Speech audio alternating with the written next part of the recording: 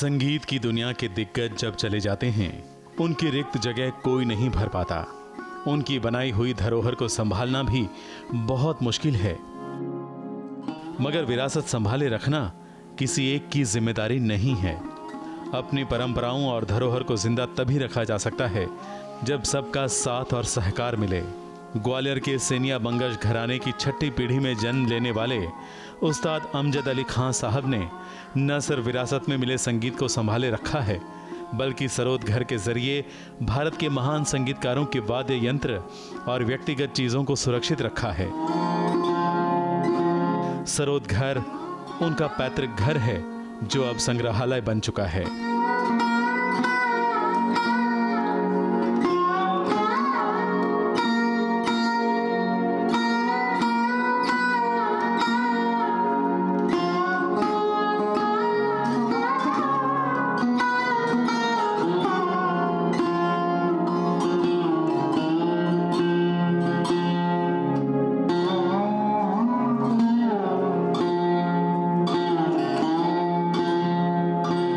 सरोद घर, मुझे याद है कि मैं पिछले कई सालों से सरोद घर के बारे में सुनती आई हूँ और बोलती आई हूँ। ये धरोहर को संभाले रखना एक जिम्मेदारी है। किस तरह से आप मॉर्निंग रागा से आपने इसकी फिर से शुरुआत कर दी है? ये वो सरोद घर तो आज दुनिया जानती है सरोद घर को, लेकिन मेरे लिए वो मेरी जन्मस्थली हिंदी में जो कहते हैं, मैं उसी जगह पैदा हुआ और मेरे पिताजी भी वहीं पैदा हुए। फ़कीरों का टीला भी कह सकते हैं कि हम वो घर ऐसा है जो भी वहाँ महापुरुष लोग आते थे। अब उन्होंने कहा कि भाई ये साधना गृह है, साधना घर है, यहाँ साधना होती थी, रियाज होता था। और इंटरेस्टिंग बात यह है कि ग्वालियर का जो इम्पोर्टेंस है, क्योंकि वहाँ मियाँ तानसेन पैदा हुए थे। आज तानसेन को सारे हिंदुस्तान के म्यूजिशियन वहाँ मत्था टेकते हैं और उनका आशीर्वाद लेते हैं। और वहाँ तानसेन के गुरु थे स्वामी हरिदास जी, तो वृंदावन भी हम लोग जाते हैं, वहाँ मत्था टेकते हैं। तो तानसेन से जो भी कलाकार कनेक्टेड हैं उनको कहते हैं सेनिया घराना। हाँ, सेनिया बिनकार घराना, सेनिया बंगश घराना। लेकिन वो सेनिया लफ्ज़ जो है वो इम्पोर्टेंट है। तो उस घर में 1957 से हम ग्वालियर से निकल गए और लेकिन वो कई लोग ऐसा कहते थे कि उसको आप होटल बना दीजिए, उसको आप गेस्ट हाउस बना दीजिए। जो अक्सर सोचते रहते हैं आजकल। हाँ, जो पैसा मिलेगा आपको। अच्छा, पैसे की ज़रूरत किसको नहीं है? किसको नहीं। और हमको बहुत ज़्यादा है। और ये कोविड टाइम ने और भी हमको रियलाइज़ करवाया कि भाई पैसे की वैल्यू क्या होती है और पैसा कितना इम्पोर्टेंट है। लेकिन हमारी फील्ड में एक क्लासिकल म्यूज़िक एक ऐसी फील्ड है कि आदमी को गुरु को समर्पित होना पड़ता है और कला को समर्पित होना पड़ता है। उस जगह जहाँ हमें शिक्षा दीक्षा मिली है उसको हम कमर्शलाइज कैसे करें, ये बहुत बड़ी बात दिमाग में आती थी। और जब एक वक्त ऐसा आया कि मैं और मेरी वाइफ सुबलक्ष्मी जी हम लोग यूरोप में टूर कर रहे थे, तो जर्मनी जब पहुँचे तो वहाँ बेथोवन का घर, the great legendary music composer Beethoven के घर, हम लोग टिकट लेके लाइन लगा के उसमें गए और वो दिखा रहे थे ये उनका पियानो है, ये उनका स्लीपर है, ये उनकी सारी चीज़ें। तो उस वक़्त मेरा दिमाग हिंदुस्तान की तरफ, अपने देश की तरफ, मैंने सोचा क्या हमने कभी किसी म्यूज़िशियन को प्रिजर्व करा है। तो जब हम लौटे वहाँ से तब हमने कोशिश करी, HRD मिनिस्टर के पास गए। यानी जिस जगह मेरी शिक्षा और दीक्षा हुई है तो वहाँ मैं कमर्शियल होटल नहीं बना सकता हूँ। तो हमने मदद मांगी और HRD मिनिस्टर सेंटर से, तो उन्होंने फ़ौरन सैंक्शन कर दिया। और हमारे शागिर्द जो सरोद बजाते हैं वो आर्किटेक्ट भी है, मिस्टर एंड्रिक रॉय, उन्होंने जिम्मेदारी ली कि भाई मैं इसको ठीक ठाक करूँगा। तो वो म्यूज़ियम बना। फिर मध्य प्रदेश सरकार से भी मदद मिली। इसीलिए हमारे देश के बहुत बड़े बड़े म्यूज़ियम हैं। आंध्र प्रदेश में हर स्टेट में एक म्यूज़ियम है, और हमारे दिल्ली शहर कैपिटल है, यहाँ भी बहुत। लेकिन म्यूज़ियम्स को मेंटेनेंस अच्छी नहीं है, क्योंकि हमारे देशवासियों को इंटरेस्ट ही नहीं है म्यूज़ियम में जाने का। ये हमारे देश के जितने भी म्यूज़ियम हैं वो विदेशी लोग देखते हैं आके। हमारे लोग समझते हैं कि ये गोडाउन है, ये कोई वेयर हाउस है, यहाँ बहुत सारी ऐसी चीज़ें पड़ी रहती हैं। लेकिन आप न्यूयॉर्क में मेट म्यूज़ियम देखिए, वाशिंगटन में एक ऐसा म्यूज़ियम जो 6-7 फ्लोर है उसके अंदर। तो हर शहर में, यूरोप में, अमेरिका में, और स्पेशली जर्मनी और ऑस्ट्रिया में इतने बड़े बड़े महान संगीतकार हुए हैं, but they are all very well preserved. Reason क्या है, क्यों इस तरह का अभाव है? जिस चीज़ पे आप गर्व करते हैं कि हमारे यहाँ पे उस्ताद अमजद अली खां हैं, हमारे यहाँ पे उस्ताद जाकिर हुसैन है, मतलब बहुत सारे नाम ले तो शुरू। तो किस चीज़, क्या चीज़ ऐसी है जो घर में वो उस चीज़ को वो दर्जा, वो इम्पोर्टेंस क्यों नहीं मिलती? इस बात पे मुझे पुरानी, हमारे देश की एक बड़ी पुरानी कहावत याद आ रहा है कि घर की मुर्गी दाल बराबर। तो घर की मुर्गी दाल बराबर समझा जाता है, और विदेशों में जब चर्चा हो जाती है तब हम रियलाइज करते हैं। संगीत एक साधना है और संगीतकार एक साधक, और साधना करने वाले साधक विचलित हो सकते हैं, परेशान भी हो सकते हैं जब आसपास का माहौल विपरीत हो जाता है। मुझे तो हैरानी इस बात की होती है कि हमारे देश में आज़ादी के बाद से पढ़ाई लिखाई पे बहुत ध्यान दिया, मतलब सारी दुनिया को क्लर्क बना दिया, पढ़ाओ, पढ़ाई करो, एजुकेशन। तो उसमें बहुत सारे क्रिएटिव लोग जो अच्छे संगीतकार भी बन सकते हैं वो भी BA में हो गए, नौकरियां मिल गई उनको, PhD भी हो गए।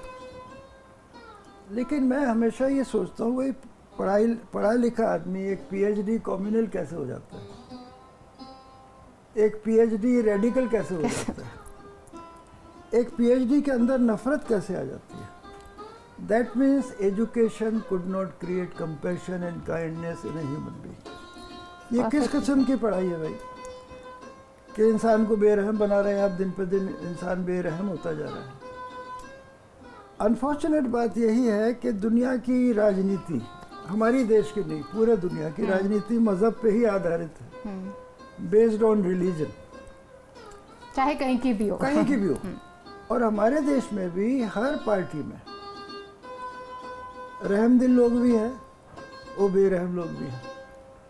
तो ये पार्टी के जो ऑनर है, पार्टी के जो रूलर है, उनको कांस्टेंट कोशिश ये करना है कि भाई शांति बनी रहे, हमारा कोई भी देशवासी किसी भी मजहब का है उसे तकलीफ ना हो। उस्ताद अमजद अली खान के घर में गणपति की वाद्य यंत्रों के साथ वाली तस्वीरें भी दिखेंगी और मूर्ति भी, और किताबों में 99 नेम्स ऑफ अल्लाह भी मिलेगी और श्रीमद् भगवत गीता भी।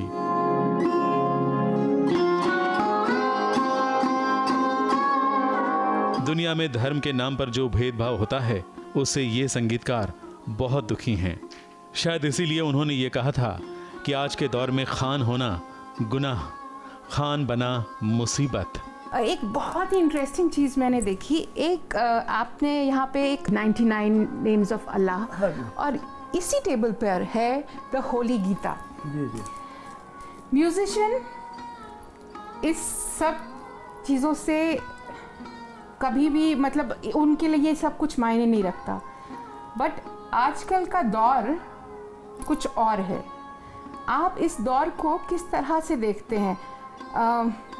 मैंने कहीं पढ़ा भी था शायद कि खान सरनेम अब थोड़ा सा मुश्किल हो गया है। नहीं, वो देखिए 9/11 जब से हुआ अमेरिका में, तो पूरे दुनिया का एक रवैया बदल गया। स्पेशली जिसका खान है सरनेम, तो उसकी ज़्यादा तलाशी, उसकी ज़्यादा ऑल ओवर द वर्ल्ड, मतलब खान देखते ही आदमी घबराता था, चौंकता था। लेकिन खान की दूसरी कहानी है जो गुलजार साहब ने डॉक्यूमेंट्री फिल्म में भी बोली है कि मेरी वाइफ ने अमान अली बंगश, ये वाइफ ने सोचा बंगश कर दे, वो हमारे पूर्वजों का सरनेम था, ये अयान अली बंगश। तो पहले इतना लंबा नाम होता था तो हम लोगों ने वो बंगश नहीं लगाया, पिताजी ने भी नहीं लगाया। तो हमारी वाइफ ने कहा कि भाई इतने सारे खान हैं म्यूज़िक वर्ल्ड में तो बड़ा कंफ्यूजिंग हो जाता है, तो अमान बंगश इनको कर देना, उस लेगेसी को, उस बड़ी लेगेसी को अपने साथ आगे करना है। तो विद एज ए जैसे उनका आशीर्वाद है। I mean she wanted them to continue the legacy, and कि बिस्मिल्लाह खान को हिंदुस्तान ने बनाया, विलायत खान साहब को हिंदुस्तान ने बनाया, अमजद अली खान को बचपन से पूरे देशवासियों ने इस काबिल करा कि विदेश में भी मैं जाऊं और विदेश के लोग भी मुझे सुने, क्योंकि म्यूज़िक को हम कहते हैं स्वर ही ईश्वर है। तो जो स्वर है वो 7 स्वर है, सिर्फ सारे गामा पाधा नहीं, सब मिलाकर कोमल तीव्र वो 12 सुर हो जाते हैं।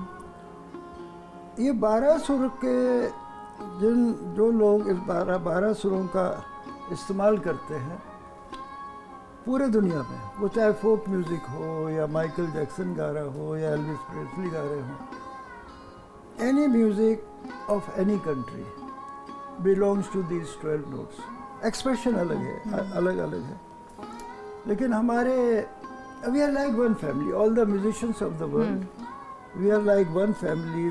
Music is the unifier. Music doesn't belong to any religion. जैसे फूलों का कोई मजहब नहीं है। हाँ।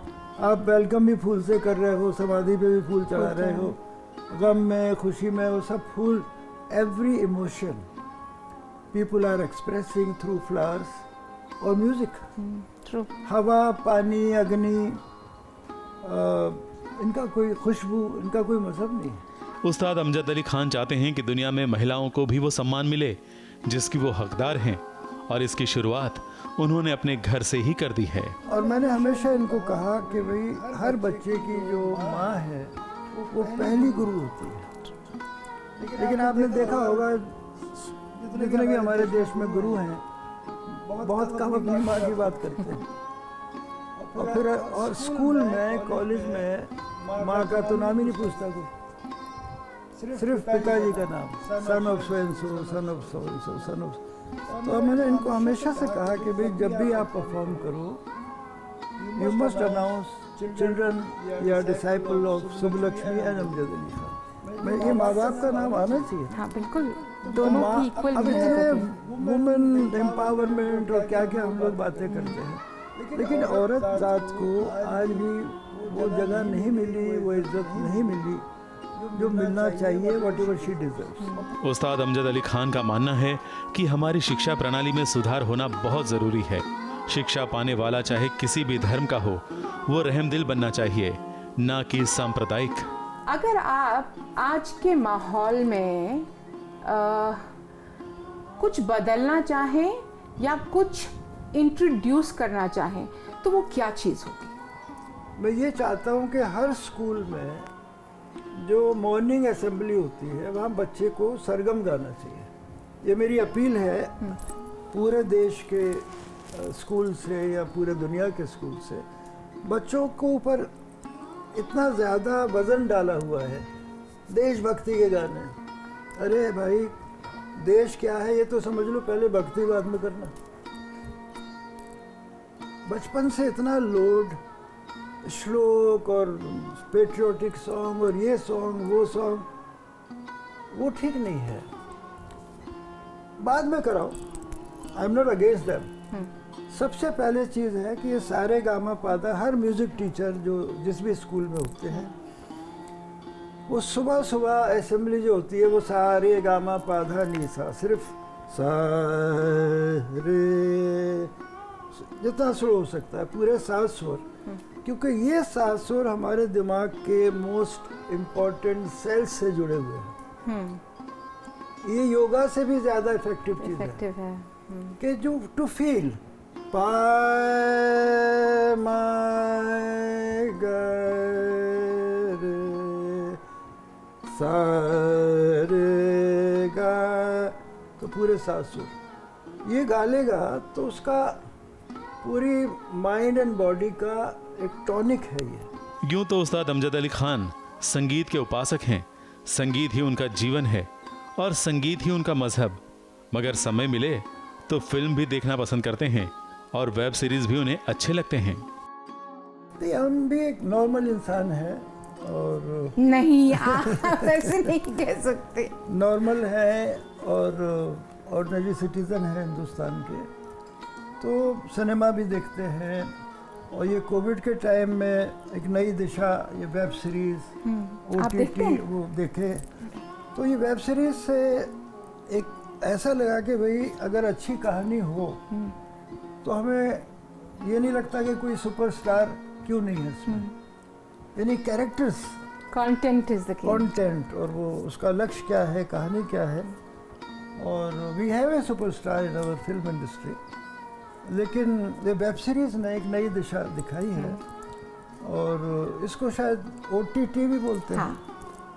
तो ये ओवर द टॉप, हाँ ओवर द टॉप है। तो ये चीज़ें हैं। और फिर पुराने बुज़ुर्गों का गाना बजाना मैं सुनता हूँ, नए लोगों को भी सुनता हूँ।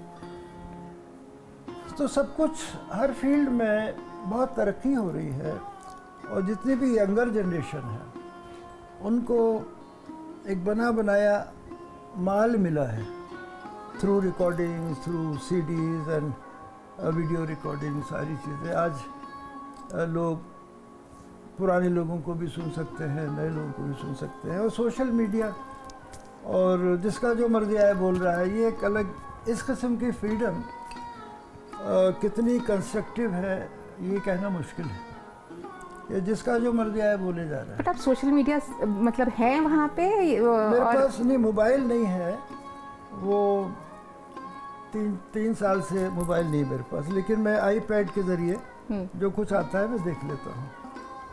और मैं सोचता हूँ और मैं खुदा से दुआ करता हूँ कि दुनिया में अब रशिया और ये यूक्रेन को बहुत तकलीफ़ होती है क्योंकि एक ही कंट्री है, एक ही थी वो भी। जैसे इंडिया और पाकिस्तान वाला मामला है कि जब USSR होता था ये सारी एक साथ थे सब, और एक कंट्री दूसरे को मारे जा रही है और दुनिया तमाशा देख रही है। कोई ऐसा बंदा नहीं है जो जाके कह दे भाई मत लड़ो, वो फैसला कर दे उसका। अब वो ग्रुप्स बन गए हैं, कोई इनकी मदद कर रहा है, कोई उनकी मदद कर रहा है। और मैंने सुना कि ये वेपन्स की भी एक पब्लिसिटी हो रही है, तो ये ख़रीद फरोख्त जो, लेकिन ये जो पब्लिसिटी का जो ढंग है ये बहुत ही इनह्यूमन है कि भाई लाखों लोग बेघर हो गए, रेफ्यूजी बेचारे कहाँ जाएंगे लोग। उस्ताद अमजद अली खान की बातों से ये स्पष्ट हो जाता है कि उनका पहला प्यार तो संगीत ही है और उनकी अगली पीढ़ी भी उनके संगीत प्रेम को, इस धरोहर को आगे बढ़ा रहे हैं। इस बात की उन्हें बेहद खुशी है। सिर्फ सरोद घर ही नहीं, भारतीय शास्त्रीय संगीत का खजाना जितना बड़ा है और उस खजाने के जितने अनमोल रत्न हैं, उन सभी को संजो कर रखना जरूरी है ताकि आने वाली पीढ़ी उस पर गर्व कर सके, कला की धरोहर को जिंदा रख सके और कलाकारों को पूर्ण सम्मान मिल सके। दिल्ली से विभा कौल भट्ट के साथ संदीप पंड्या, ABP न्यूज़, मुंबई।